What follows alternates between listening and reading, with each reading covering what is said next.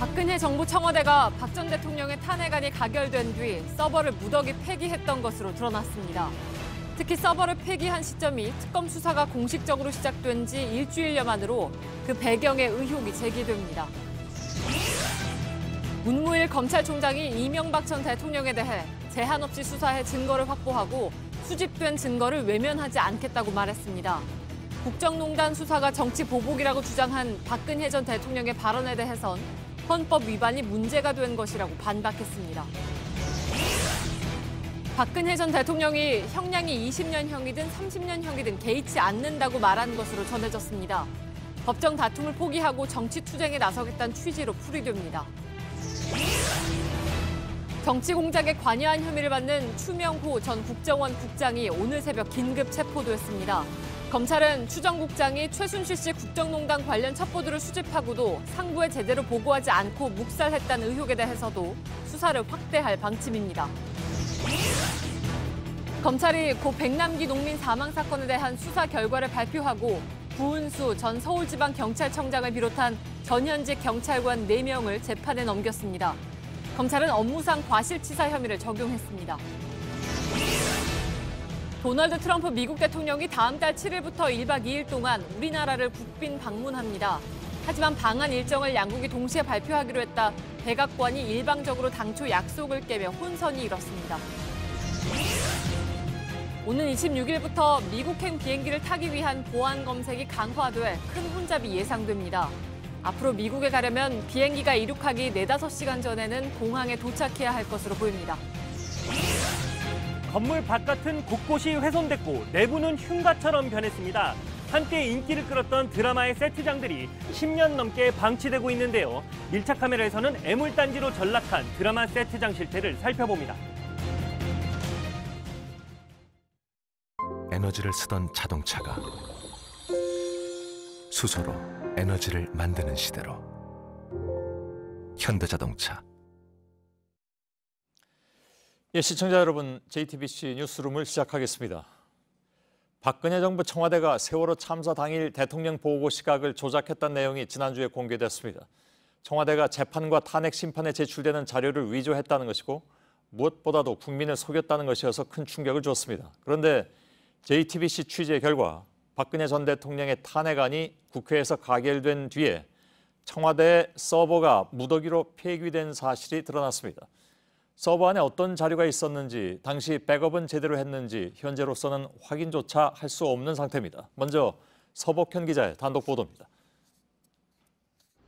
박근혜 전 대통령의 탄핵안은 지난해 12월 9일 국회를 통과했습니다. 청와대의 서버 폐기는 그로부터 20일 뒤에 이루어졌습니다.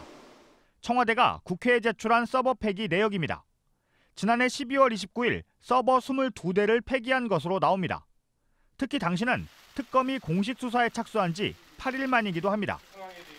또 박 전 대통령의 탄핵이 결정된 다음 달인 지난 4월 17일에는 서버 60대가 폐기됐습니다. 조기 대선을 불과 한 달도 남기지 않은 시점이었습니다. 특검의 압수수색이나 정권이 바뀔 것을 대비해서 증거를 인멸하려 한 뚜렷한 정황으로 볼 수밖에 없다고 보입니다. 문재인 정부가 출범했을 때는 청와대 서버는 모두 초기화된 상태였습니다. 이 때문에 서버를 폐기하면서 백업을 했는지, 폐기된 서버에 어떤 자료가 담겨 있는지는 현재 확인이 불가능한 것으로 알려졌습니다. 앞서 박근혜 정부 청와대가 국정농단 사건이 불거진 후 파쇄기 26대를 새로 구입한 것으로 확인되면서 증거들을 파기하는 데 사용했던 것 아니냐는 의혹이 제기되기도 했습니다. JTBC 서복현입니다. 청와대 서버 폐기는 당시의 수사 상황과 떼어놓고 생각할 수가 없습니다. 청와대는 검찰의 압수수색 당시에 경내 진입을 막았고 특검의 압수수색 때 역시 마찬가지였기 때문입니다. 이 내용을 취재한 서복현 기자가 나와 있습니다. 먼저 당시 상황을 좀 살펴봐야 될 것 같습니다. 네, 표를 보면서 좀 설명을 드리겠습니다. 지난해 10월 검찰의 압수수색 시도가 있었지만 청와대 반대로 경내 진입은 못했습니다. 그리고 12월 9일 박근혜 전 대통령의 탄핵안이 국회에서 통과됐습니다. 21일에 특검이 공식 수사에 착수했는데 이때부터 청와대 압수수색이 있을 것이라는 전망이 나왔습니다. 그리고 29일에 청와대 비서실 서버 22대가 폐기됐습니다. 직전 상황을 더 설명을 드리면요. 바로 5일 전에 최순실 씨가 특검에 처음으로 소환됐고요. 불과 사흘 전에는 김기춘 전 실장과 조윤선 전 장관의 주거지 등 대대적인 압수수색이 있었습니다. 특검 수사가 속도를 내고 있었던 거죠. 예, 그러니까 뭐 당연히 압수수색에 대비해서 서버를 폐기했던 것이 아니냐 이런 의혹이 제기되는 건데 예. 무더기 폐기는 한 번 더 있었죠. 그렇습니다. 표를 다시 한번 보면요. 예, 지난 3월 10일에 헌법재판소가 박근혜 전 대통령에 대한 탄핵을 결정을 했는데요. 한 달여 만인 4월 17일에 서버 60대가 폐기됐습니다. 대선이 있기 약 3주 전입니다. 예, 서버 폐기는 평상시에도 있는 게 아니냐 이런 반론이 있을 수도 있습니다. 그렇습니다. 그건 어떻습니까? 예, 서버 폐기 내역을 좀 보면서 설명을 예. 드리겠습니다. 현재 청와대에는요. 2014년 이전에 컴퓨터나 서버를 폐기한 내역은 자료가 없다고 합니다. 확인 가능한 시점이 2014년 6월부터인데 이때부터 무더기 폐기가 있던 지난해 12월까지 2년 반 동안 서버 폐기는 단 한 대뿐이었습니다. 아, 그렇습니까? 예, 그럼 뭐 비교도 될 수 없을 정도의 많은 양의 서버가 폐기됐다는 얘기군요. 예, 그렇습니다. 탄핵안이 가결된 이후에 그렇습니다. 혹시 정권 말기에는 관행처럼 하던 거 아닐까? 그러니까 그런 사례가 혹시 있습니까? 그러면 폐기된 서버들의 내역을 보면 좀 알 수가 있는데요. 예. 2000년, 2001년, 2004년, 2005년, 2007년부터 사용된 서버들이 있습니다. 정권 말에 기존 서버를 폐기하는 것이 관행이라면 이 서버들이 이렇게 남아있을 리가 없겠죠. 그리고 지난해 12월은 박 전 대통령의 탄핵 여부가 결정되지 않았을 때입니다. 기각됐다면 지금도 현직 대통령입니다. 그렇죠. 예. 자, 그렇다면 뭐 계속 반론 위주로 질문을 해보죠. 예. 쓸 만큼 써서 서버를 폐기했다. 이렇게 얘기를 한다면? 일단 서버의 내용 연수, 그러니까 사용 기간은 6년이라고 합니다. 예. 이 폐기된 서버들의 사용 기간이 6년이 넘은 건 맞습니다. 그런데 유독 6년이 한참 지난 이 서버들을 계속 가지고 있다가 혹은 사용하다가 유독 이때 무더기로 폐기를 했던 겁니다. 예. 자, 폐기된 서버가 82대라고 하는데 굉장히 많은 양입니다. 청와대 비서실 서버가 전체가 몇 대입니까, 그러면? 현재 대통령 비서실 서버는 약 200대가 채 안 된다고 하는데요. 다만 22대 또 60대를 각각 한 번에 빼내면서 바로 폐기를 했는지 아니면 조금씩 교체 작업을 해서 이 기존의 서버들을 보관하고 있다가 이때 일괄적으로 폐기를 했는지는 좀 더 확인이 필요한 상황입니다. 예. 아무튼 결과적으로 폐기된 대수를 보면 전체 서버의 거의 뭐 절반 가까운 상당한 양입니다. 예. 그렇습니다.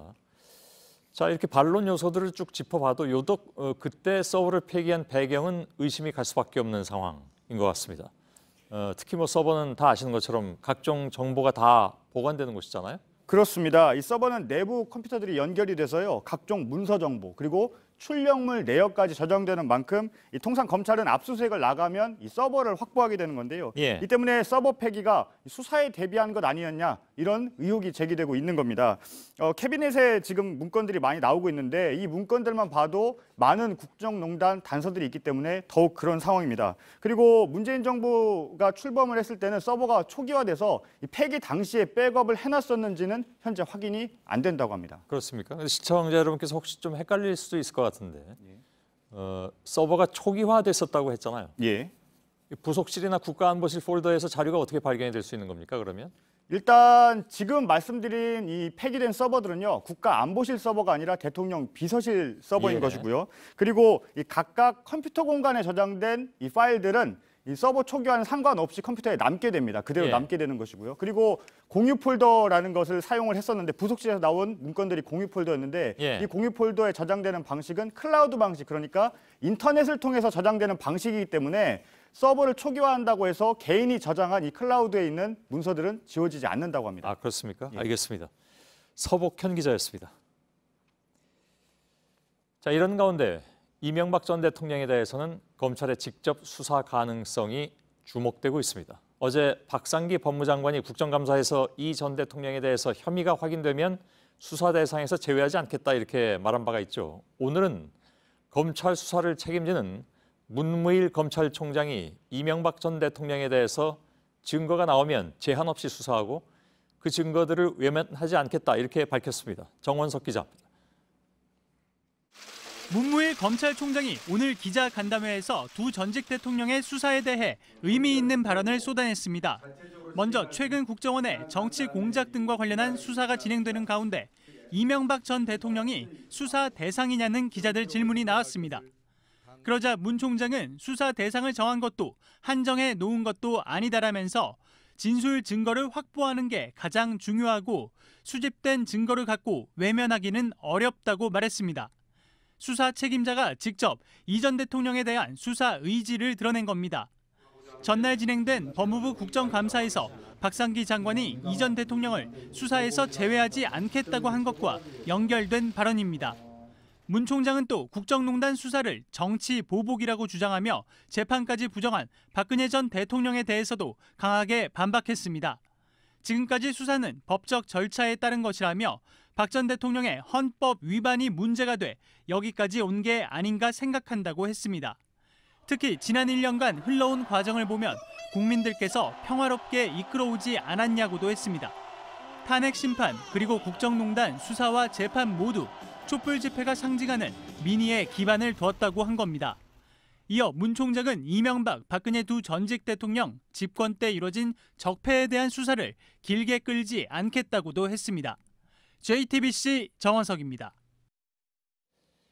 예, 이명박 전 대통령 수사와 관련해서 당시의 국정원과 군 사이버사령부에 대한 수사가 동시다발적으로 이루어지면서 속도를 내고 있습니다.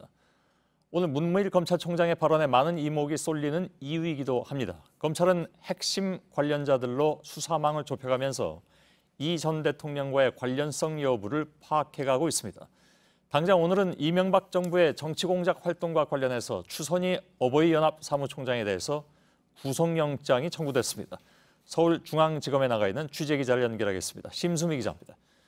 문 총장 발언 중에 수집된 증거를 가지고 외면하기는 어렵지 않겠냐, 이런 부분이 특히 이제 주목이 된 바가 있습니다. 그래서 이건 어떤 의미인가, 즉 구체적인 증거들을 확보했다는 것인지 어떤 뜻입니까?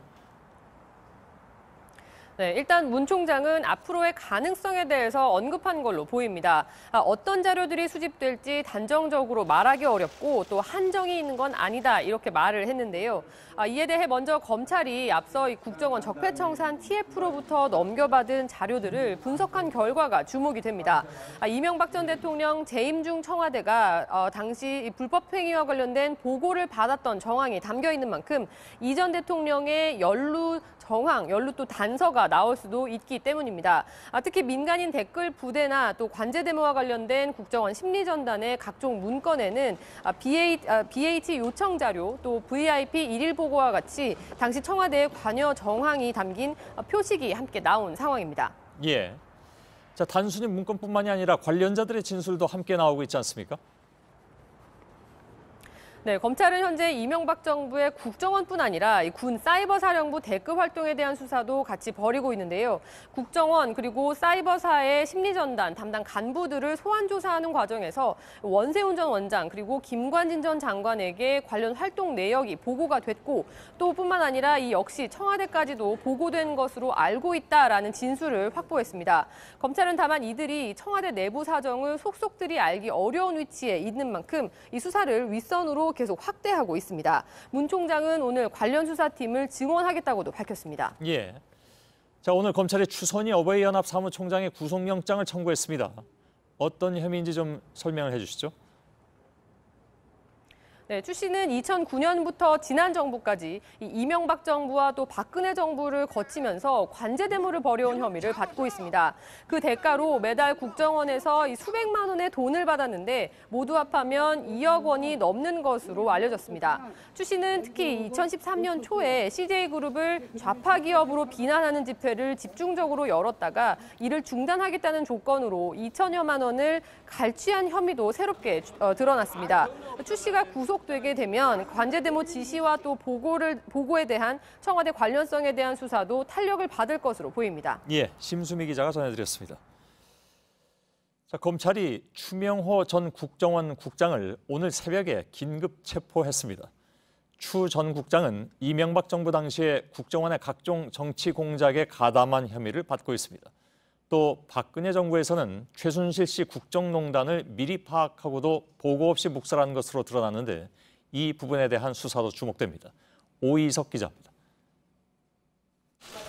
서울중앙지검 국정원 특별수사팀은 어제 소환 조사하던 추명호 전 국정원 국장을 오늘 새벽 2시 긴급 체포했습니다. 국정원법상 직권남용과 정치 관여 혐의를 적용했습니다.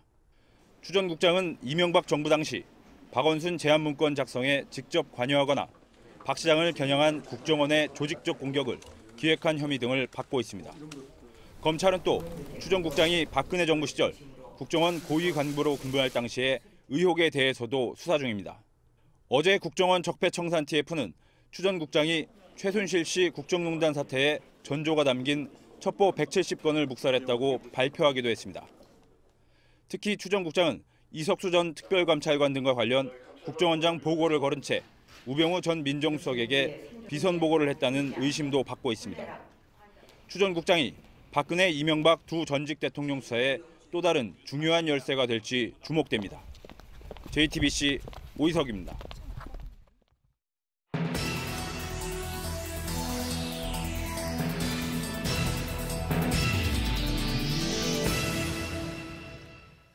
박근혜 전 대통령은 어제 법정 발언에 앞서 변호인 측에 형량이 20년형이든 30년형이든 개의치 않는다 이렇게 말하는 것으로 전해졌습니다. 그러면서 박 전 대통령은 이재용 삼성전자 부회장 등 국정농단 사건 핵심 피고인들의 선고를 앞두고 옥중 메시지도 공개할 뜻을 비췄다고 합니다. 사법제도를 부정하면서 정치투쟁에 나섰다는 분석이 나왔습니다. 이서준 기자입니다. 박근혜 전 대통령은 어제 변호인 집단 사임 이후 추가 선임에 나서지 않고 있습니다. 사실상 법적 대응을 안 하겠다는 뜻으로 풀이됩니다. 실제로 박 전 대통령은 변호인 측에 형량이 20년형이든 30년형이든 개의치 않는다고 말한 것으로 전해졌습니다. 또 박 전 대통령은 이재용 삼성전자 부회장과 김기춘 전 대통령 비서실장의 선고를 앞두고 책임이 자신에게 있다는 옥중 메시지도 공개할 방침으로 알려졌습니다. 이에 대해 법조계에선 법정에서 혐의를 다투는 대신 정치 투쟁을 본격화하려는 시도로 보고 있습니다. 특히 박 전 대통령 측이 정치 투쟁과 지지층 결집을 통해 사면을 고려하는 게 아니냐는 지적도 나옵니다. JTBC 이서준입니다. 이처럼 박 전 대통령이 정치 투쟁에 나서겠다는 전략을 드러내면서 새로운 변호인단도 선임하지 않을 가능성이 커졌습니다. 그러나 이번 사건의 경우에 반드시 변호인이 필요하기 때문에 재판부는 국선 변호인을 지정할 것으로 보입니다. 일단 오는 목요일에 박 전 대통령이 법정에 혼자 나타나면 재판부가 국선 변호인 선임 절차에 들어갈 전망입니다. 김나한 기자입니다. 박근혜 전 대통령이 재판을 받고 있는 사건은 반드시 변호인이 있어야 하는 이른바 필요적 변론 사건입니다. 피고인이 구속됐거나 유죄가 인정될 경우 사형이나 무기징역, 3년 이상 징역 등 법정형이 무거운 죄목으로 기소되는 등의 경우입니다. 법조계에선 20년형이든 30년형이든 상관 않겠다고까지 말했다는 박 전 대통령이 스스로 변호인을 선임할 가능성은 작다고 보고 있습니다. 재판부는 다음 기일인 오는 19일 목요일 재판에 박 전 대통령이 변호인 없이 출석할 경우 직권으로 국선 변호인을 선임할 예정입니다. 원래는 피고인 1명당 국선 변호인 1명을 선임하는 것이 원칙이지만 재판 지연을 우려하는 재판부의 판단에 따라 변호인 수를 늘리는 것도 가능합니다. 국선 변호인은 법원에서 월급을 받는 국선 전담 변호인 또는 사선과 국선 변호를 병행하는 변호인단 중에서 선정합니다. JTBC 김나한입니다. 예, 국선 변호인 문제와 관련해서는 사실 좀 여러 가지 복잡한 변수가 존재합니다. 예를 들어서 국선 변호인도 피고인을 거부할 수도 있다고 합니다. 그러니까 몇 가지 경우의 수가 또 등장을 하는데 그 자세한 내용은 2부에서 팩트체크해서 자세하게 짚어드리겠습니다. 자, 바른정당과의 통합의 필수 조건이어서 되물릴 수가 없다는 분석, 즉 박근혜 전 대통령을 출당시키겠다라는 홍준표 자유한국당 대표의 생각이죠. 친박계에서는 병든 가족을 내버리는 것이라고 비난했습니다. 윤영탁 기자입니다. 정치권에서는 박 전 대통령의 법정 진술이 여의도 친박계에 보내는 메시지라는 분석도 나왔습니다. 최근 박 전 대통령 출당 움직임에 대한 의사표시라는 겁니다. 하지만 오늘 아침 페이스북에 올린 글에서 홍준표 대표는 잘못에 무한 책임을 지는 것이 지도자의 참 모습이라면서 먼 길을 가야 해 지울 것은 지우고 새로 나아가겠다고 적었습니다. 정치 보복 프레임은 유지하면서 출당 조치는 예정대로 진행하겠다는 겁니다. 바른정당 통합파를 흡수해서 정치력을 확인하려는 홍 대표로서는 박 전 대통령 출당 조치는 최소한의 카드이기 때문입니다. 다만 유형아 변호사를 통해 박 전 대통령 스스로 당적을 정리하는 것이 좋겠다는 뜻을 전달한 것으로 알려졌습니다. 홍 대표 측에선 최소한의 예우로 며칠 말미를 준 것이란 해석이 나왔습니다. 이에 대해 친박계 박대출 의원은 기자들에게 보낸 입장문에서 밖에선 보복, 안에선 배신은 안 된다면서 병든 가족을 내다버리는 것과 무엇이 다른가라고 주장했습니다. JTBC 윤영탁입니다. 이른바 블랙리스트 사건의 항소심 재판이 시작됐습니다. 관심은 조윤선 전 문체부 장관에게 쏠렸습니다. 1심에서 블랙리스트 관련 혐의에 대해서 무죄 선고를 받고 풀려났지만 그 사이에 청와대에서 발견된 문건 등이 있어서 이것이 항소심에 어떤 영향을 끼칠지 주목됩니다. 박민규 기자입니다. 항소심 첫 재판은 1심에서 집행유예를 받고 풀려난 조윤선 전 장관 출석으로 관심을 모았습니다. 첫 출석인데 심경이 어떠신가요? 네, 항소심 재판에도 끝까지 성실하게 임하겠습니다. 법정에서 특검팀은 박근혜 전 대통령이 사건의 정점이자 공범이라고 강조했습니다. 박 전 대통령이 문제 단체에 대한 관리 방안을 보고받고 좌파 단체를 지원해서 배제하라고 지시했다는 겁니다. 이에 따라 김기춘 전 실장을 정점으로 지목한 1심 판단은 잘못됐다고 주장했습니다. 또 좌파 지원 축소, 우파 지원 확대라는 국정 기조를 만든 건 그 자체로 위헌이자 위법 행위라고 주장했습니다. 앞서 1심은 박 전 대통령이 관련 보고를 받고 지시를 내린 사실을 인정하면서도 국정 기조에 따른 정책 실행이었다는 등의 이유로 공모 혐의를 인정하지 않았습니다.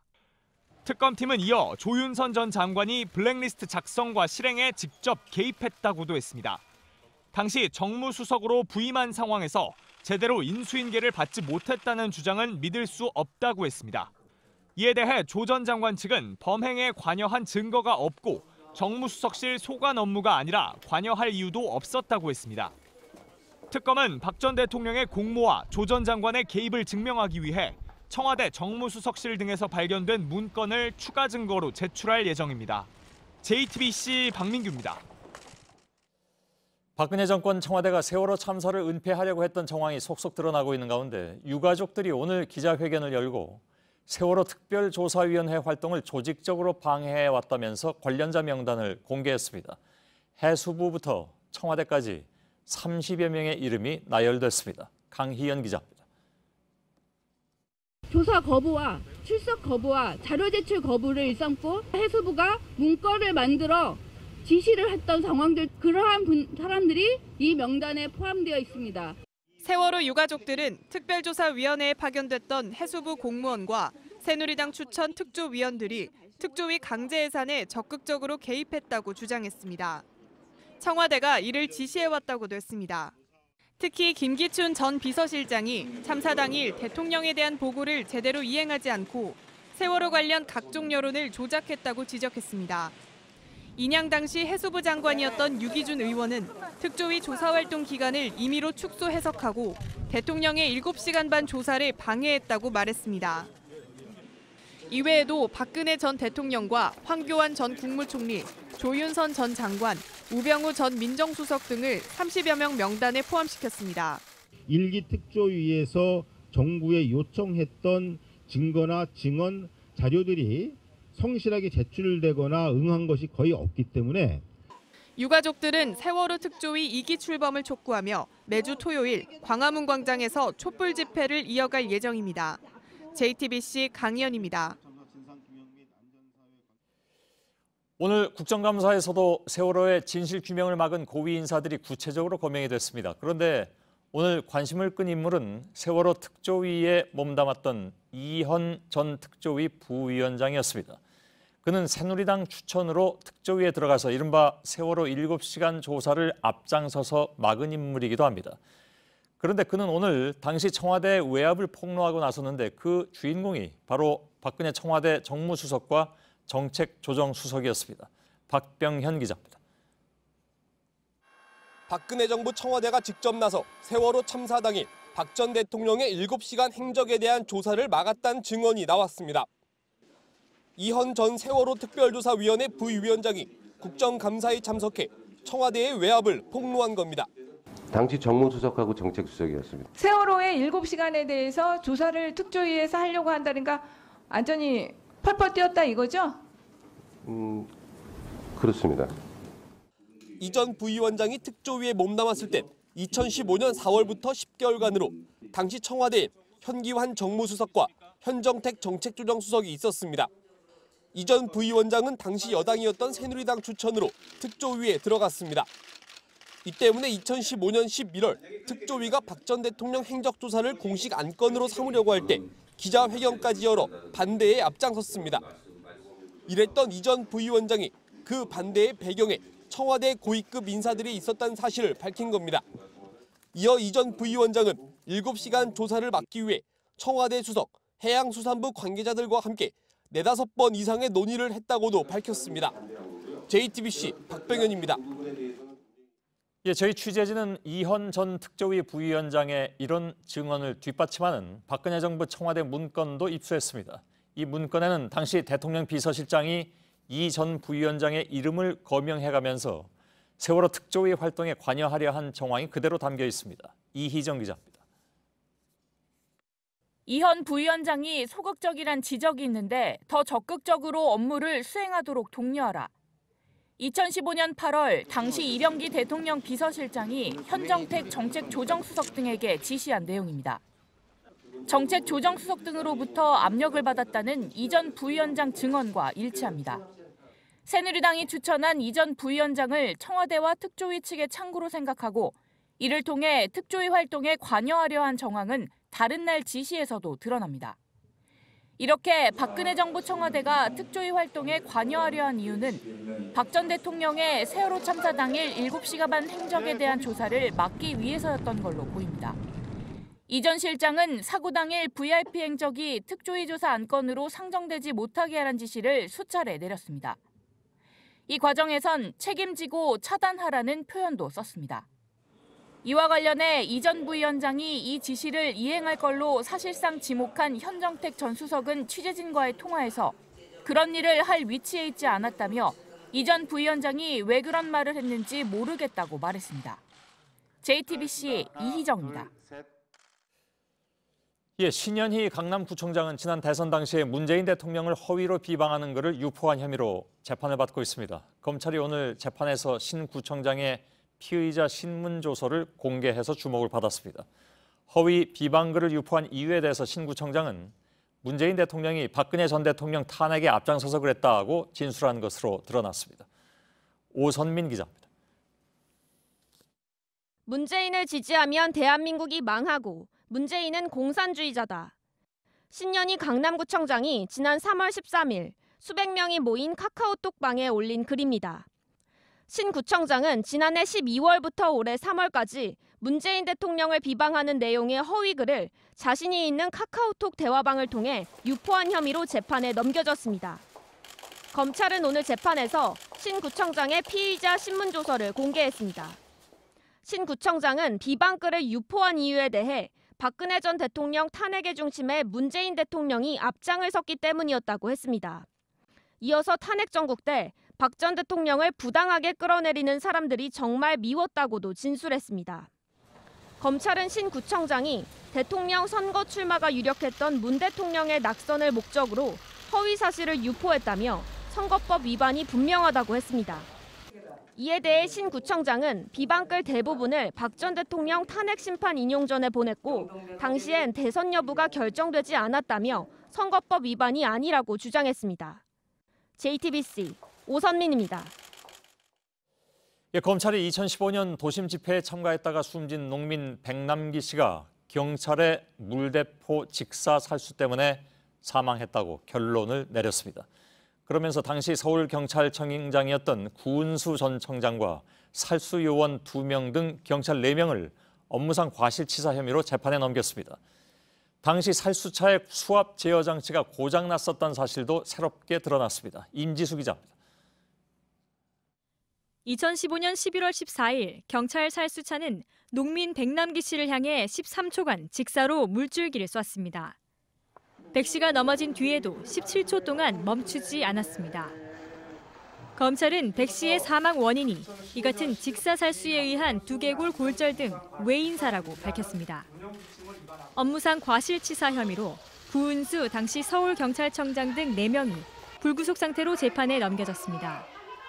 구 전 청장과 신모 전 서울청 4기동단장은 해당 살수차 운용에 지휘 감독을 잘못했고, 살수 요원이었던 경장 2명은 살수차 점검을 소홀히 하고 백 씨의 머리 부분을 직사살수한 책임을 물은 겁니다. 운용 지침을 위반하고 그 위반에 대한 지휘 감독 소홀로 국민에게 사망이라는 중대한 피해를 가한 국가 공권력의 남용에 해당되는 사안이기 때문에 특히 이번 검찰 수사로 백 씨를 쓰러뜨린 살수차는 살수포를 좌우로 이동시키는 조이스틱과 수압을 3000rpm 이상으로 올리지 못하게 하는 장치가 고장나 있었던 사실이 새롭게 드러났습니다. 이런 가운데 검찰은 함께 고발됐던 강신명 전 경찰청장에 대해서는 집회 당일 경비와 관련해 지휘 감독의 책임이 없었다며 불기소 처분했습니다. JTBC 임지수입니다. 예, 경찰은 그동안의 국회 청문회나 유족과의 민사소송 등에서 살수차 운영에 문제가 없었고 백남기 씨 사망과도 직접적인 인과관계가 없다는 취지로 주장을 해왔습니다. 당시의 경찰의 주장과 이제 나온 검찰의 수사 결과를 대비해가면서 짚어보겠습니다. 이승필 기자입니다. 백남기 씨가 물대포에 맞아 쓰러진 지 사흘 만에 경찰은 직접 시연에 나섰습니다. 과잉 진압이 아니었다는 걸 보여주기 위해서였지만 물줄기 세기도 약하고 실제 표적 없이 맨바닥에 물을 분사해 되레 논란만 키웠습니다. 경찰은 사고 당일 현장 보고서와 국회 청문회에서도 줄곧 안전하게 살수가 이루어졌다고 주장해왔습니다. 때문에 경찰청장은 사과하셔야 되는 거예요. 살기를 가지고 7차례를 그냥 직사살수란. 경미한 어떤 숫자의 선택 방법이나 보는 기준이 달라질 수가 있기 때문에 그런 사안을 가지고 전체적으로 경찰이 잘못되었다라고 하는 것은 대단히 적절하지 않다고 생각을 합니다. 하지만 검찰은 경찰이 백 씨 머리 쪽에 직사살수에 두개골 골절을 입게 했다며 업무상 과실치사 혐의를 적용했습니다. 경찰은 직사살수 때 최대 강도가 3000rpm을 넘지 않도록 제한해놨다고도 주장했습니다.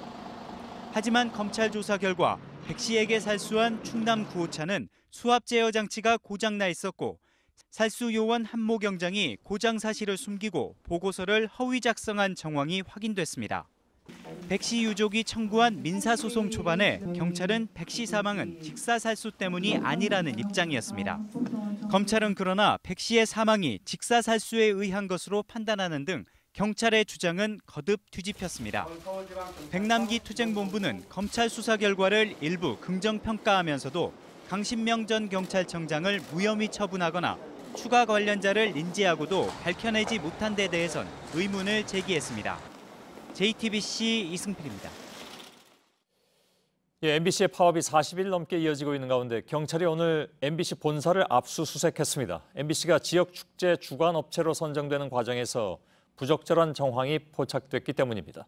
MBC 노조는 김기춘 전 비서실장과 고영주 방송문화진흥회 이사장이 자회사 사장으로부터 골프 접대를 받았다는 의혹도 제기했습니다. 김태영 기자입니다.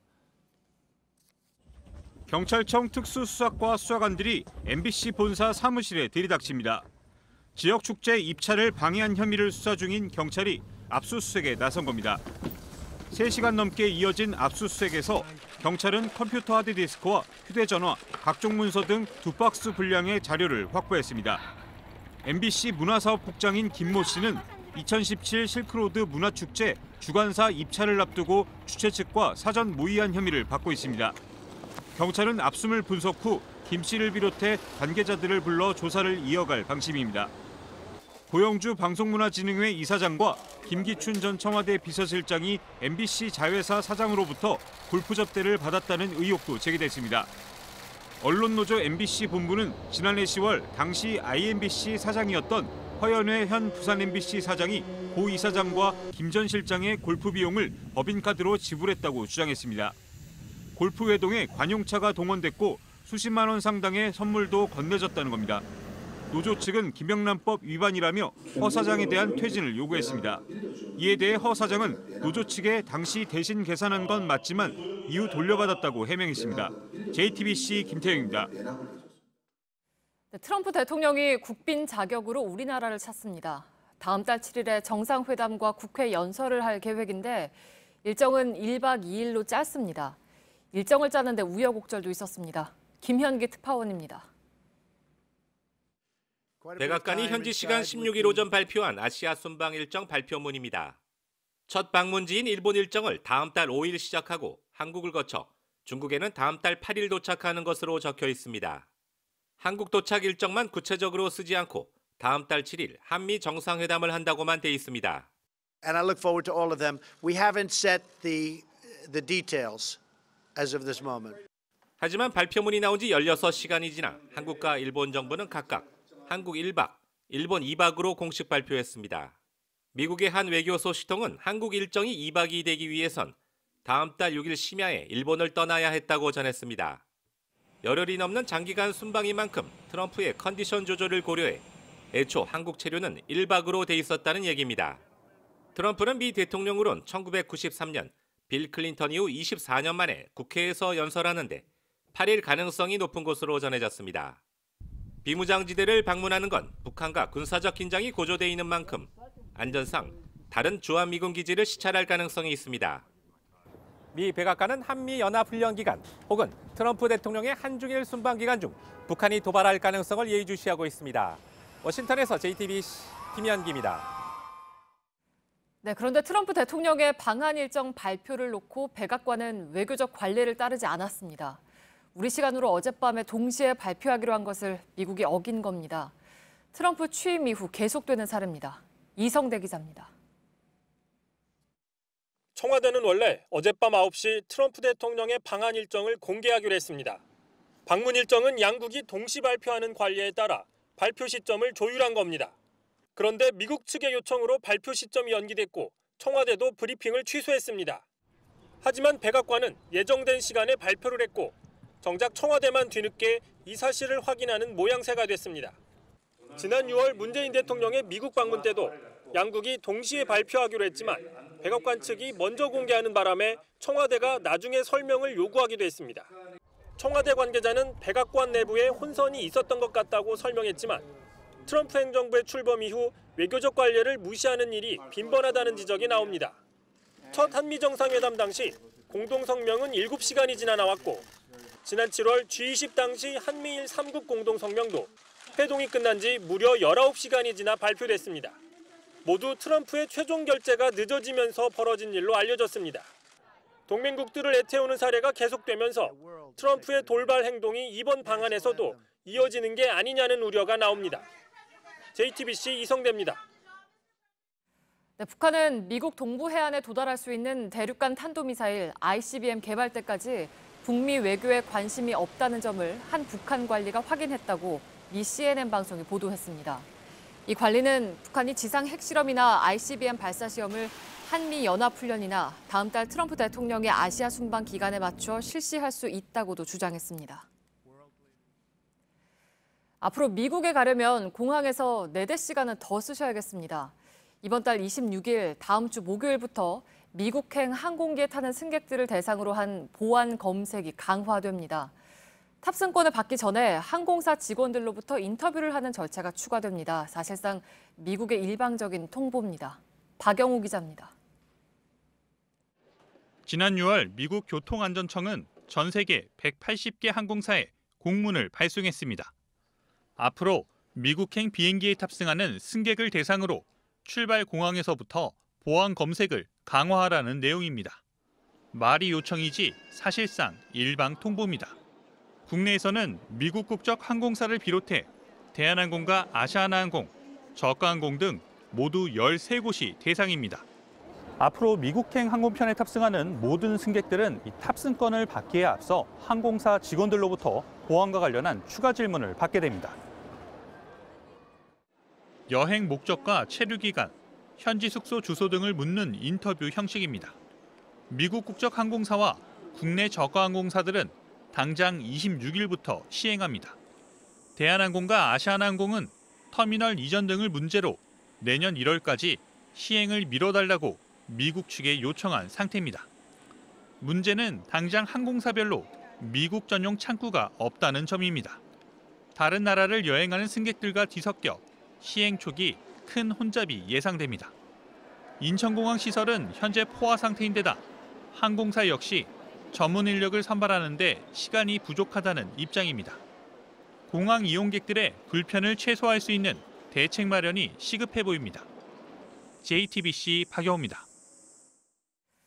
네, 에어아시아는 지난 6월에 여객기가 공중에서 세탁기처럼 흔들려서 급히 회항했던 아시아 최대 저가 항공사입니다. 이번엔 비행을 하다가 7,000m 가까이 추락하듯 하강하는 공포스러운 상황이 빚어졌습니다. 연지환 기자입니다. 엄청난 소리와 함께 기체가 떨리고 산소 마스크가 머리 위로 떨어집니다. 현지 시간 16일 승객 145명을 태우고 호주에서 인도네시아 발리로 향하던 에어아시아 여객기가 추락하기 시작했습니다. 이륙 약 20분 만입니다. 여객기는 9분 동안 6,700m 급강하했습니다. 여기저기 비명이 들렸고 노부부는 눈물을 훔치며 서로를 끌어안았습니다. 가족들에게 작별 인사도 했습니다. I sent a message to my son. Goodbye. 다행히 여객기는 회항하는 데 성공했습니다. 승객들은 승무원의 미숙한 대처로 더 무서웠다고 당시 상황을 전했습니다. It was escalated because of the behaviour of staff who were screaming, looked tearful and shocked. 에어아시아는 사고 원인에 대해 구체적으로 밝히지 않고 있습니다. 국내 항공 전문가는 7km의 큰 낙하는 고도계 이상의 가능성이 크다고 말했습니다.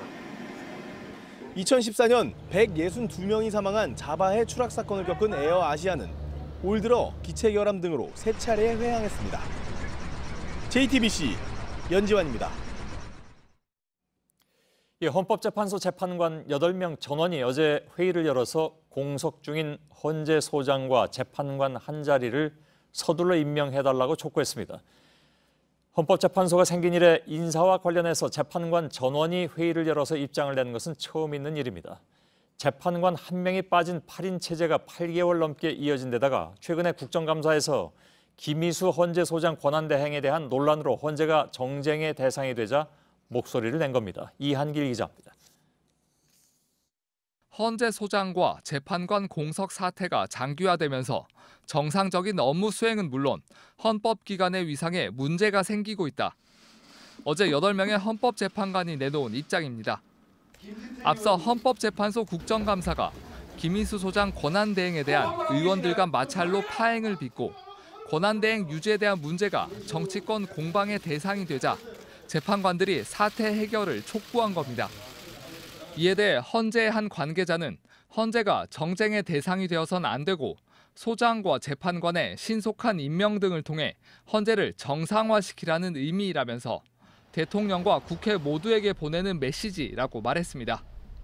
앞서 문재인 대통령은 헌재 소장에 김희수 재판관을 지명했지만 국회에서 부결됐습니다. 공석인 헌법재판관 자리에 지명된 이유정 변호사 역시 주식 투자 논란 등으로 사퇴했습니다. JTBC 이한길입니다.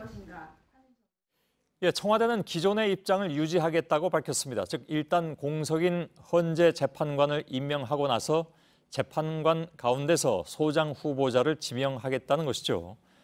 청와대가 이런 결정을 내린 배경에는 정치적인 상황도 고려되는 것으로 보입니다. 즉 제1야당인 자유한국당은 청와대 인사를 대부분 반대하고 있고 국민의당 역시 캐스팅 보트로서 존재감을 노리고 있기 때문입니다. 누구를 올려도 현재의 여소야대 상황에서 통과가 쉽지 않다는 판단입니다. 고석승 기자입니다.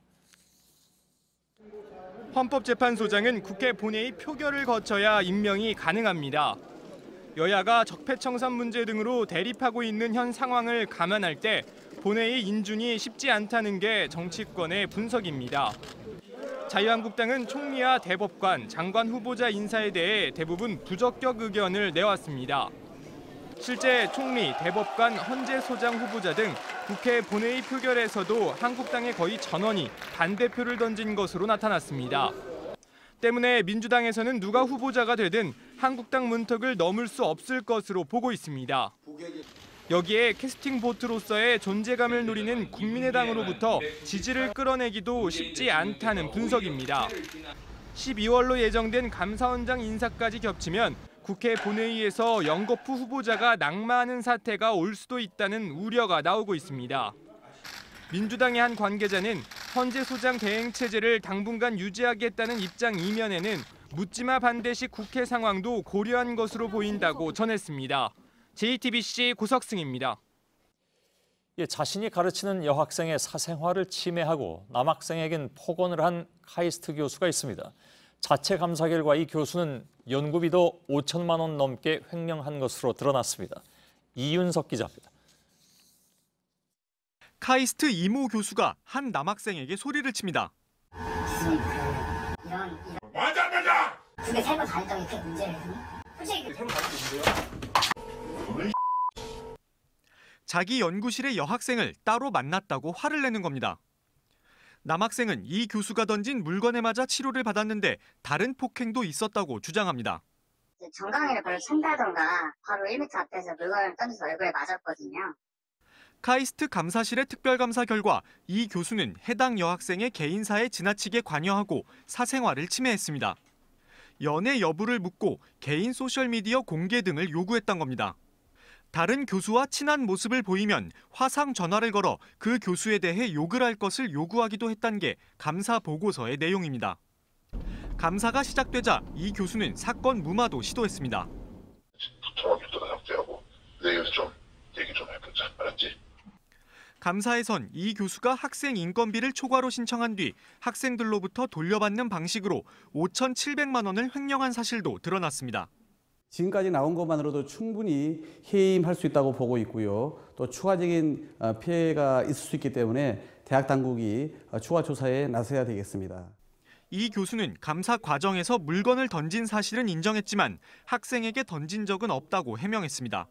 하지만 해당 학생은 이 교수를 고소했고 현재 이 사건은 검찰에 송치돼 있습니다. 취재진은 구체적 반론을 듣기 위해 이 교수에게 수차례 연락을 취했지만 닿지 않았습니다. JTBC 이윤석입니다. 오늘 기상청에 대한 국정감사에서는 북한의 6차 핵실험 당시 기상청의 미흡한 대처에 대한 질타가 이어졌습니다. 특히 재난관리주무부처인 행정안전부에 북핵 인공지진 관련 정보 요청을 기상청이 묵살하는 것으로 드러났습니다. 매뉴얼에 없다는 것이 묵살 이유였습니다. 이수정 기자입니다. 지난 9월 3일 북한 6차 핵실험 직후 행정안전부 산하 중앙재난안전상황실은 관련 정보를 파악하기 위해 기상청에 여러 차례 전화했습니다. 오후 12시 36분 첫 통화 시도는 연결이 안 됐고 30분 뒤 간신히 연결되자 관련 자료를 보내달라고 요청했습니다. 하지만 북핵 위기 대응 매뉴얼상 수신처로 등록되지 않아 불가하다는 답변이 돌아옵니다. 이후 거듭된 요청에도 자료 협조를 하지 않던 기상청은 결국 자체 언론 브리핑을 하고 나서야 이메일로 자료를 보내줬습니다. 중앙재난안전상황실은 국가적 재난 시 초동 조치와 지휘 등을 위해 설치된 법적 기구입니다. 기상청 직원들도 이곳에 파견 나와 있지만 아무도 정보를 받지 못했습니다.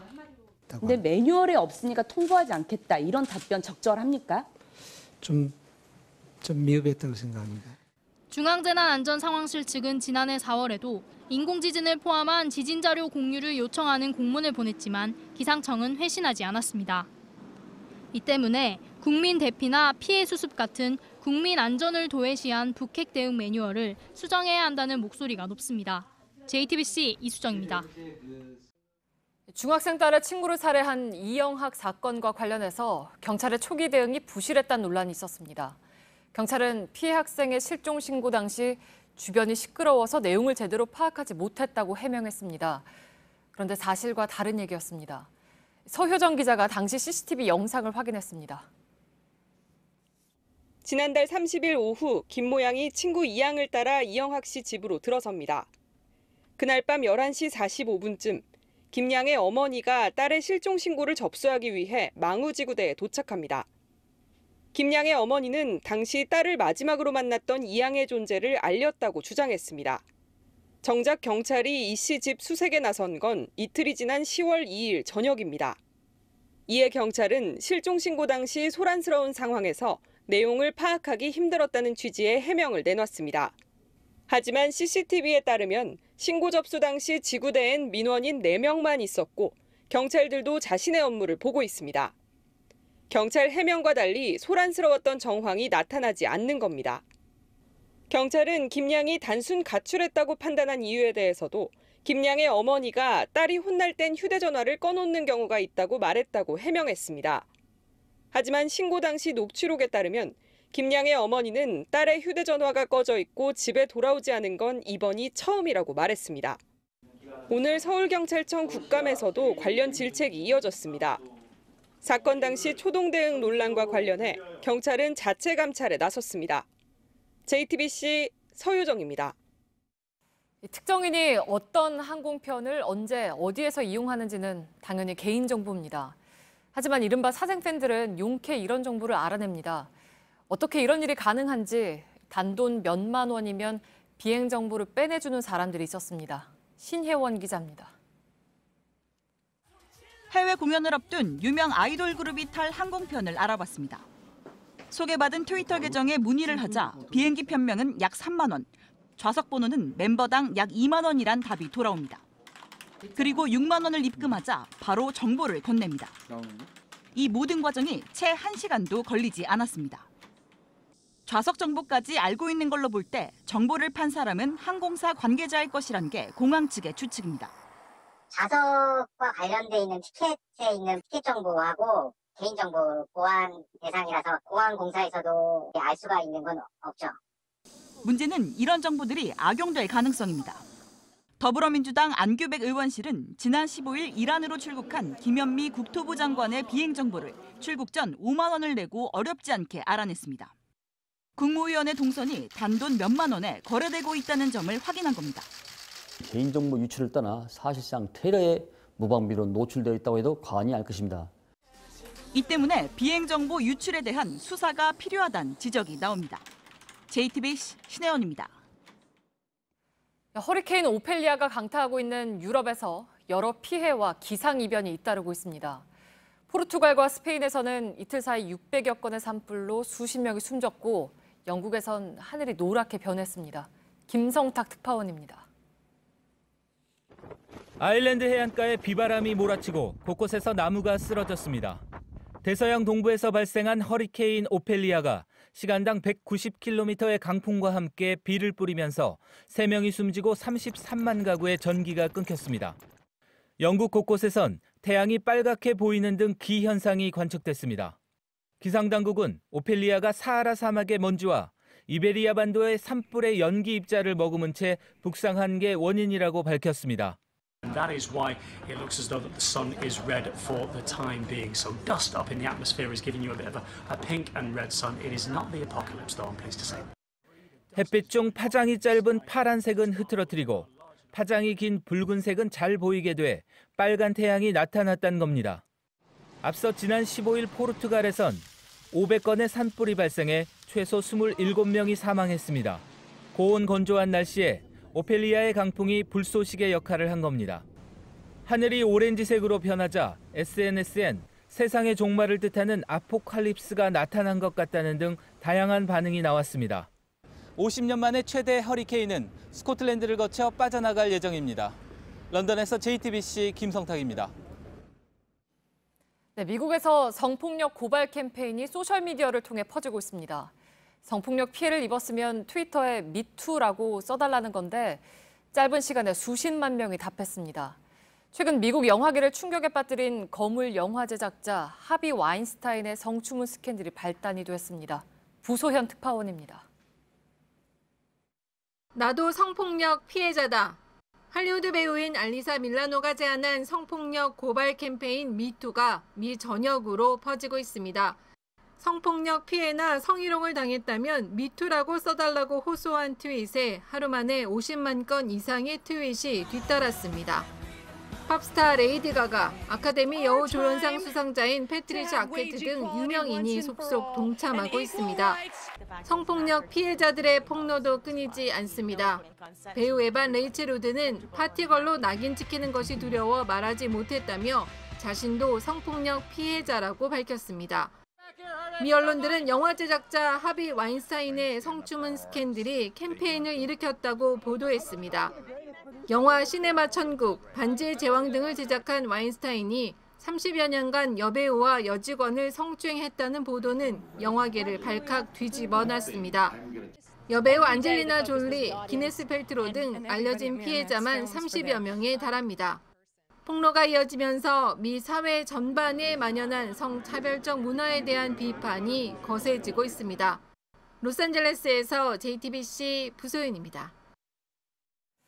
택배기사나 대리운전기사, 보험 설계사, 이들은 일반 노동자처럼 일을 하면서도 법적으로는 특수고용 노동자로 분류돼서 제대로 된 처우를 받지 못했습니다. 정부가 이러한 특수고용직들의 노동 3권을 보장하라는 인권위 권고를 받아들이기로 했습니다. 최하은 기자입니다. 점심시간이 한참 지난 오후 3시. 택배기사 남희정 씨가 편의점에서 산 빵과 주스로 점심을 때웁니다. 남 씨가 하루 평균 배송하는 물건은 250개에 달합니다. 몸이 아파도 쉬지 못하고 휴식 시간도 보장받지 못한 채 대리점에서 내려온 할당된 물량을 채워야 합니다. 남 씨는 법적으로 노동자가 아니라 개인 사업자로 분류되는 특수고용직이기 때문입니다. 부당한 처사를 받아도 얘기를 못해요. 저희는 이렇게 계약 관계이기 때문에. 물건이 분실돼도 우리 책임이고 물건이 파손돼도 우리 책임이에요. 서비스 지표를 개선해라 이런 거는 회사가 요구하는 대로 다 해야 되는 거죠. 특수고용직에는 남 씨와 같은 택배기사부터 대리기사, 학습지교사, 보험설계사 등 전국에 230만여 명으로 추산됩니다. 이들은 법적 노동자에 해당되지 않아 합법적인 노조를 만들어 활동할 수도 없습니다. 오늘 고용노동부는 특수고용직들의 단체교섭권 등 노동 3권 보장을 위해 법률을 개정하라는 국가인권위 권고를 받아들이겠다고 밝혔습니다. 당장할 수 있는 것들은 좀 우선 시행을 하고 현장에서 좀 힘들어하는 특수노동자들을 감안해서 빠른 조치들이 이루어지길 바라고 있는 거죠. 고용부는 실태조사와 함께 노사와 전문가가 참여하는 논의를 거쳐 입법 방안을 마련할 계획입니다. JTBC 최하은입니다. 자택 인테리어 공사비를 빼돌린 혐의로 조양호 한진그룹 회장에 대해 경찰이 신청한 구속영장을 검찰이 반려했습니다. 서울중앙지검은 혐의 입증을 위한 보완 수사가 필요하다며 조 전 회장 사건을 경찰에 재지휘했다고 밝혔습니다. 경찰은 조 회장 영장이 청구되지 않는 것은 납득하기 어렵다면서 기록을 돌려받은 뒤 향후 방향을 정하겠다는 입장입니다. 약간의 음주는 뇌졸중의 위험을 낮춰준다는 연구 결과를 보도해드린 적이 있습니다. 그런데 이번에는 소주 한두 잔만 마셔도 암 발병률이 크게 높아진다는 연구가 나왔습니다. 적당량의 음주가 몸에 좋다는 건지 나쁘다는 건지 혼란스럽습니다. 윤정식 기자입니다. 퇴근 후 가볍게 마시는 소주 한두 잔은 직장인들의 스트레스 해소제가 됩니다. 실제 그런지 분당 서울대병원이 5년간 성인 2천만 명의 진료 기록을 추적 조사했습니다. 그 결과 소주의 경우 30g, 이렇게 한두 잔을 마신 사람은 마시지 않은 사람보다 식도암 발생률이 1.5배가량 높았습니다. 대장암과 위암 발병률도 각각 12%와 5% 높았습니다. 소화기암은 과도한 음주가 아닌 한두 잔의 음주를 통해서도 영향을 미칠 수 있다는 것이 그 의의를 가지겠습니다. 반면 지난 2015년에는 소주 서너 잔 정도는 오히려 뇌졸중 위험을 낮춰주는 예방 효과가 있다는 연구 결과가 나왔습니다.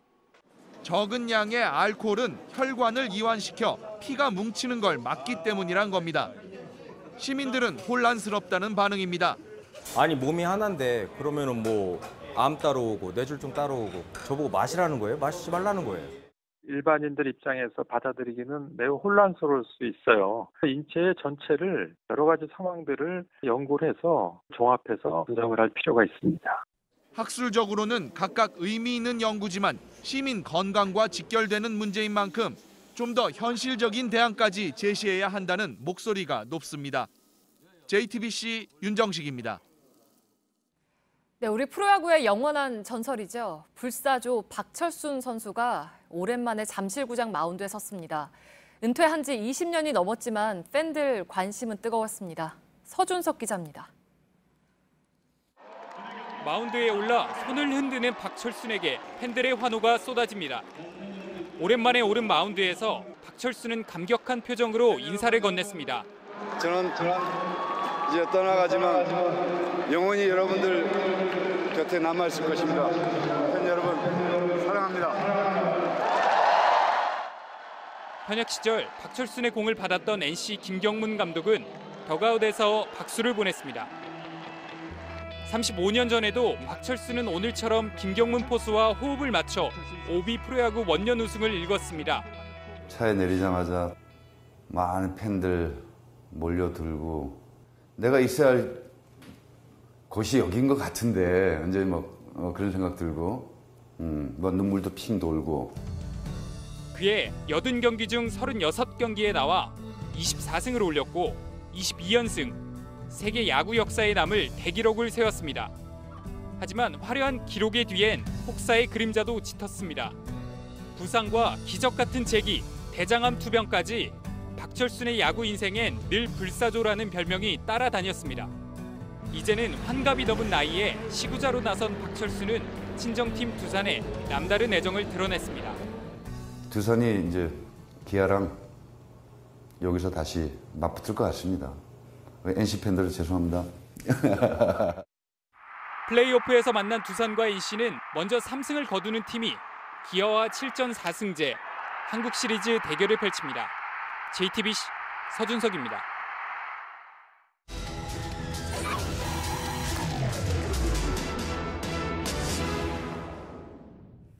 네, 한때 드라마가 인기를 끄면 드라마를 찍었던 세트장도 덩달아 관광 명소가 되곤 했지요. 거액의 세금을 들여서 세트장을 끌어왔던 곳들, 지금 모습은 어떨까요? 밀착 카메라 손광균 기자가 취재했습니다. 인천국제공항이 있는 영종도에서 배로 10분 정도 떨어진 무의도입니다. 해변 한쪽에는 노란색과 흰색으로 칠한 집이 눈에 띄지만 실제 사람이 사는 곳은 아닙니다. 이 섬의 해수욕장에는 드라마 촬영을 위해 지어진 세트장이 몇 채 있는데요. 그중에 이 앞에 있는 2층짜리 건물은 지난 2007년 방송된 한 드라마를 위해 만들어진 세트장입니다.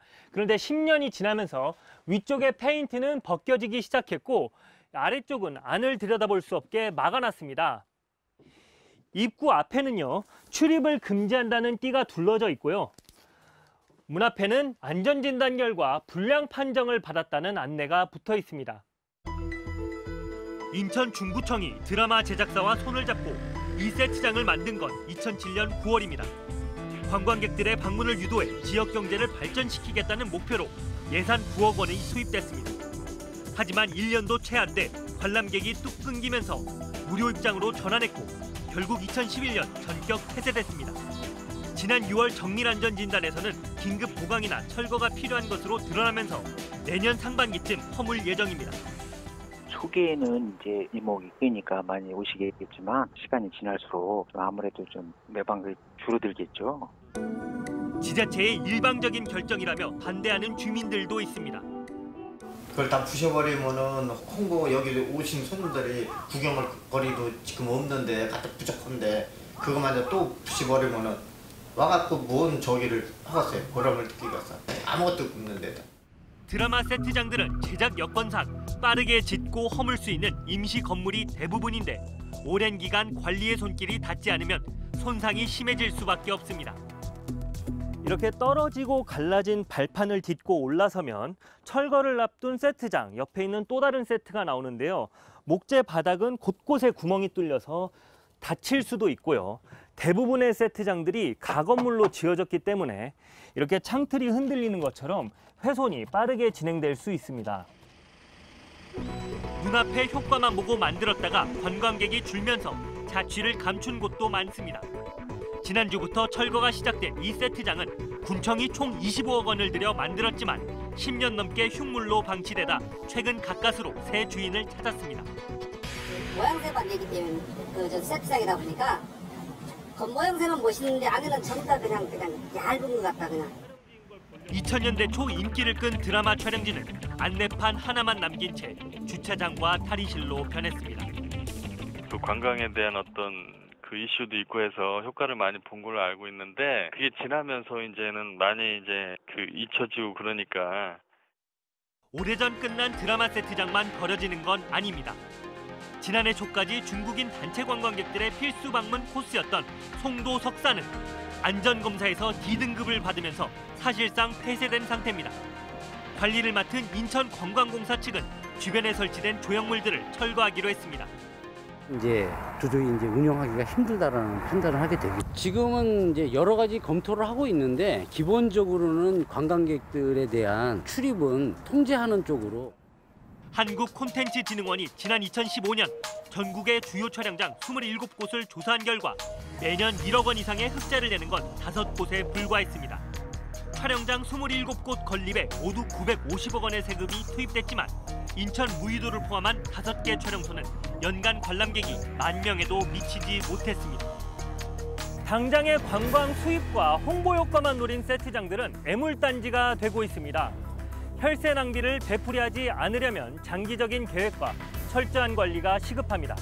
밀착 카메라 손광균입니다.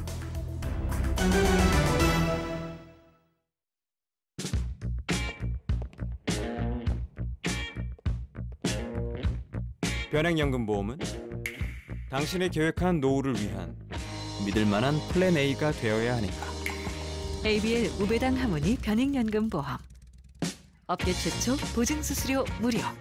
예상했던 플랜 A도 예상치 못한 플랜 B에도 당신의 라이프는 더 나아져야 한다. A Better Life. ABL 생명.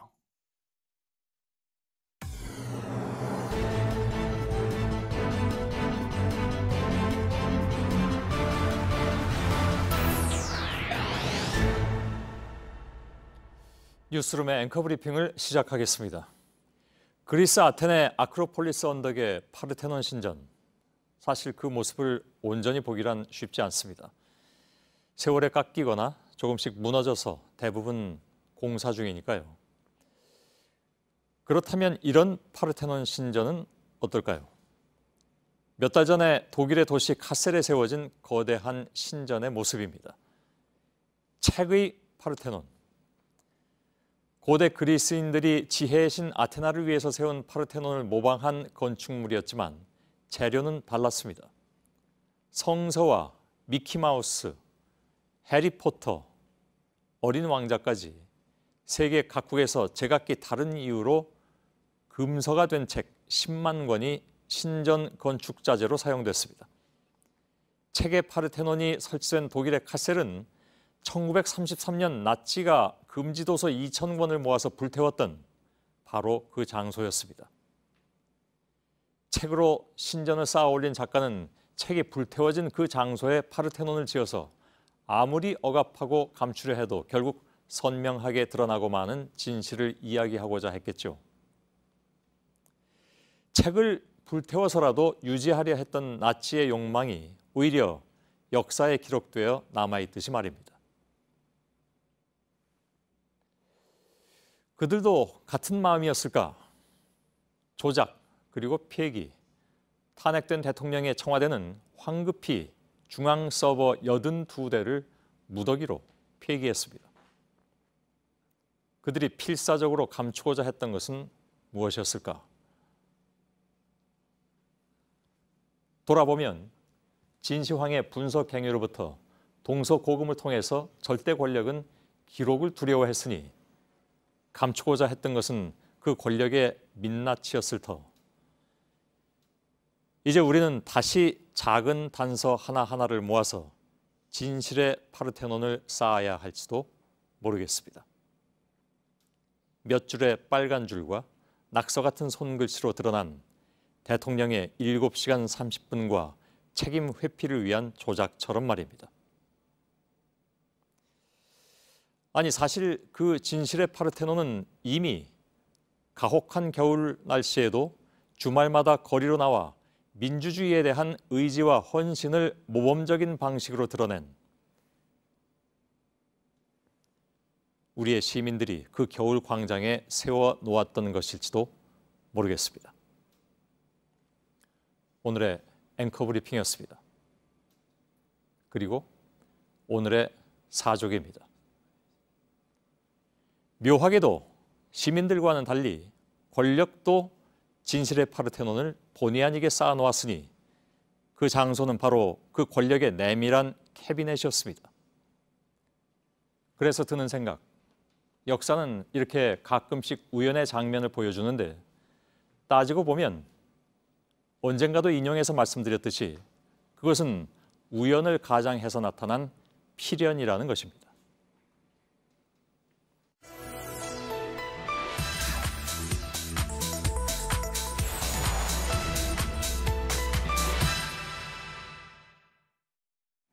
네, 박근혜 전 대통령의 변호인 7명이 모두 사임하면서 법원이 국선 변호인을 선임할 것으로 보입니다.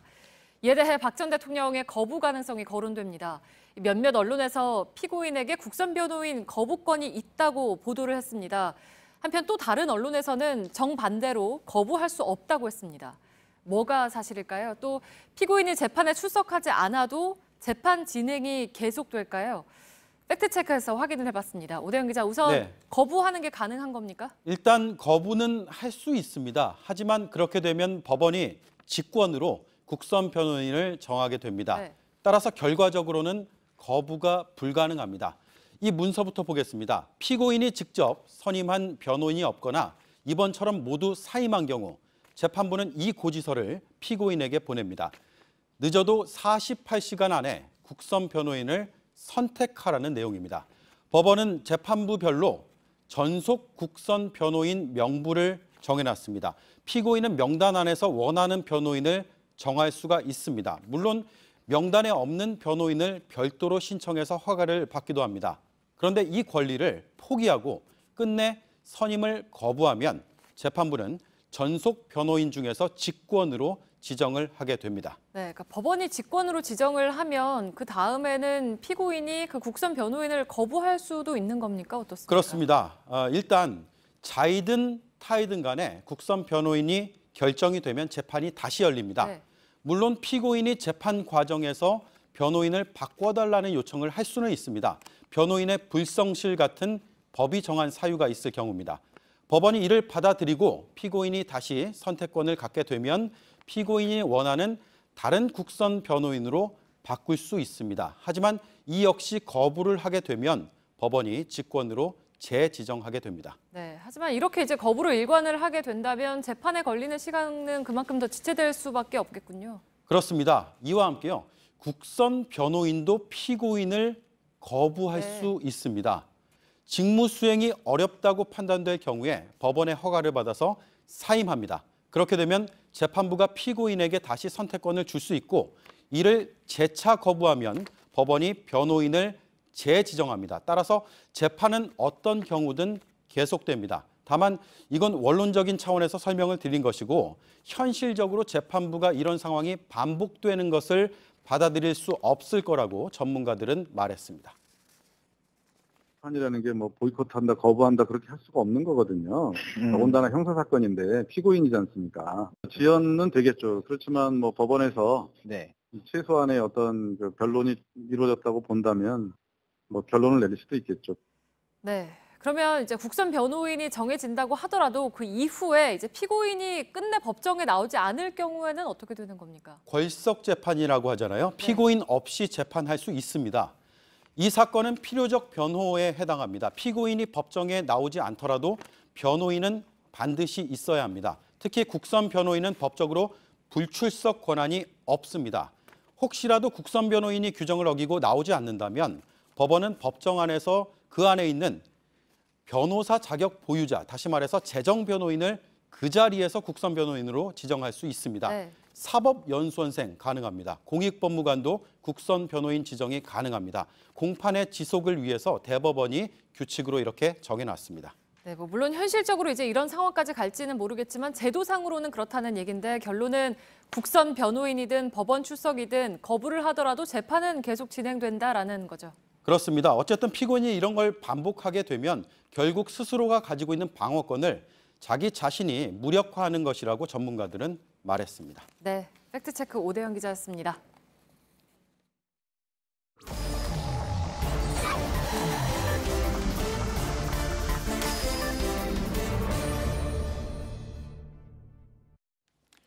예, 비하인드 뉴스를 시작하겠습니다. 박성태 기자가 나와 있습니다.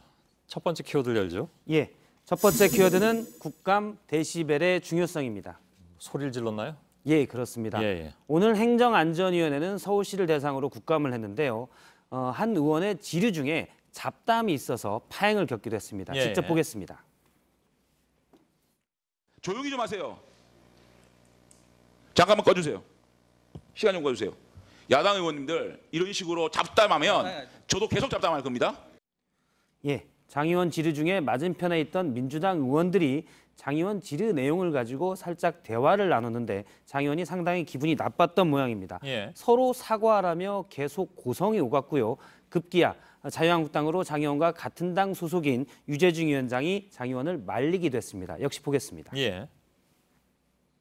자, 장재현 의원, 좀 윤재욱 간사님 자제시키세요.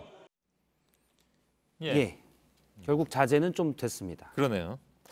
한참 질의하는데 다른 쪽에서 잡담하면 기분 나쁜 건 뭐 맞는데. 다만 이제 본인도 잡담을 하겠다고 하는 것은 좀 얼핏 이해가 잘 안 갑니다. 어떤 잡담을 한 건가요? 장 의원이 오늘 국감에서 계속 목소리를 높여서 박원순 서울시장에게 질의했던 것은 서울시가 예산을 지원한 한 교육 책자의 내용인데요. 바로 사회적 경제를 긍정적으로 서술해서 편향된 이념을 제공했다는 겁니다. 여당 의원들은 그런데 거기서 사회적 경제와 사회주의 경제를 장 의원이 혼동한 것 아니냐라는 얘기를 나눴다고 했습니다. 실제 표창원 의원도 장 의원 질의 내용에 대해서 반박을 했었는데요. 사실 지난해 장 의원이 새누리당에서 같이 한솥밥을 먹었던 유승민 의원이랄지 김세현, 정유섭, 김재경 의원들 다 새누리당 출신입니다. 이 6명이 공동으로 발의한 법안이 사회적 경제 기본 법안입니다. 그래서 빈부의 격차를 좀 줄이는 사회적 경제가 편향된 이념으로 볼 수 없다라고 반박을 했습니다. 어쨌든 잡담 때문에 오늘 국감이 파행이 좀 컸고요. 오늘 행정안전위 국감이요. 와중에 장 의원이 계속 목소리가 높았는데 눈길을 끈 사람이 또 한 명 있었습니다. 바로 장 의원의 바로 옆자리에 있던 국민의당 권은희 의원인데요. 장 의원이 계속 저렇게 고성을 지르는 동안 그냥 핸드폰 보고 자기 볼 일을 묵묵히 아주 오랫동안 봤습니다. 의원실 관계자에게 물어보니까 경찰 출신이어서 좀 침착한 편이다는 대답이 왔습니다. 두 사람은 서로 다른 세계에 있는 것처럼 보이기도 합니다. 일단 보기에는.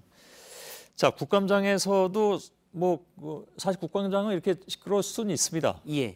근데 다음 키워드도 뭐 비슷한 것 같은데. 그렇습니다. 다음 키워드는 데시벨이 좀 올라가는데요. 고성의 악순환입니다. 그렇습니까? 이번에는 법사위 국감을 잠깐 보도록 하겠습니다. 오늘 법사위 국감에는 이현 대한법률구조공단 이사장이 출석했는데요. 이 이사장은 예전에 새누리당 추천으로 세월호 특조위 부위원장을 했던 사람이고 당시 특조위를 해체하라고 주장했었습니다. 그래서 사실 국감 질의가 세월호 관련 질의가 많았는데 그러자 지금 야당 의원들이 법률구조공단과 관련 있는 질의를 해라 이렇게 반박하면서 역시 고성의 논쟁이 오갔습니다. 잠깐 들어보겠습니다. 위원장도 마찬가지로 가만히 있어요. 지금 뭐 하는 건데 지금? 어디다 사태질이야? 집권당 됐다가 완장찬 역할 그만하세요. 그렇게 편파 질의를 하지 말아달라고 처음부터 얘기를 했음에도 불구하고. 법사위원장인 권선동 의원과 민주당 간사인 박범계 의원의 고성이 오갔습니다. 완장 얘기까지 나왔던데 뭐 아무튼 지금 마이크를 안 쓰는 상황에서도 잘 들리는 편이긴 합니다. 박범계 의원은 전혀 마이크를 쓰지 않은 시간에 지금 영상이었고요. 본격적인 고성은 지금부터 시작이 되는데 아직 시작 안 한 겁니까? 저 정도가 준비 단계고요. 저희가 혹시 놀라실까 봐 볼륨을 사전에 좀 줄였습니다. 그렇습니까? 그 다음 장면을 보도록 하겠습니다. 자, 오신환 의원님 의사진행 하십시오. 정말 답답합니다. 박범계 의원님! 왜 이렇게 소리만 질러? 자기도 소리 질러. 여기 박범계 의원님하고 권성동 위원장님 싸우는 장소입니까? 너무들 하십니다 진짜. 이게 창피해서 회의를 못 하겠어요. 예. 예. 오신환 의원의 바른정당 오신환 의원의 절규로 좌중은 조용해졌고요. 예. 목소리 큰 사람이 이기는 걸로 하면 오늘 법사에서는 오신환 의원이 이겼습니다. 그런가요? 예. 다만 오신환 의원 주장대로 국감장에 있는 많은 의원들, 사람들 그리고 보는 우리도 창피해졌습니다. 예. 저 자리에 계속 있으면 좀 가는 길을 먹을 것 같은 그런 생각도 듭니다. 예. 다음 키워드는요? 다음 키워드는 머스게진 땡큐입니다. 예. 예, 홍준표 자유한국당 대표가 어제 찰스헤이 주한 영국 대사를 만났었는데요. 예. 여기에 발언이 대화가 좀 화제가 됐습니다. 홍준표 대사가 영국이 항공모함도 한국에 급하는 방안을 고려 중이라는 보도를 봤는데 참으로 고마운 나라다. 정말 감사하다 했습니다. 예. 그러자 찰스헤이 주한 영국 대사가 어떤 경로로 그런 보도를 접했는지 모르겠지만 현재 군사적 옵션을 생각하고 있지 않은 걸 기쁘게 생각한다라고 얘기를 했습니다. 말이 상당히 좀 외교적이군요. 예, 그렇습니다. 그러니까 홍준표 대표가 고맙다고 하니까 찰스헤이 영국 대사가 고마울 일이 없다라고 반박으로 확인을 한 셈입니다. 예. 해당 보도를 확인해 봤는데요. 영국 데일리메일이 온라인판에서 지난 9일 보도했던 내용입니다.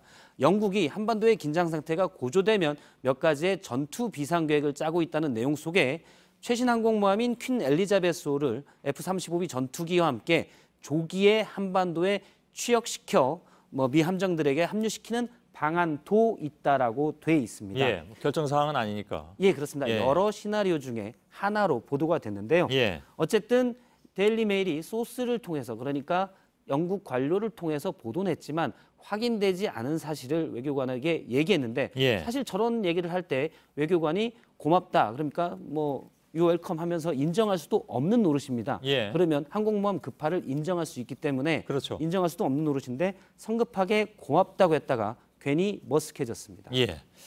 자, 여기까지 하죠. 수고했습니다. 박성태 기자였습니다. 네, 내일 전국이 대체로 흐리고 쌀쌀합니다. 낮 최고 기온 서울 19도, 대구 18도로 오늘보다 좀 낮겠고 강원 영동과 동해안에는 약한 비가 예보됐습니다. 예. 저희들은 내일도 최선을 다하겠습니다. 시청자 여러분 고맙습니다.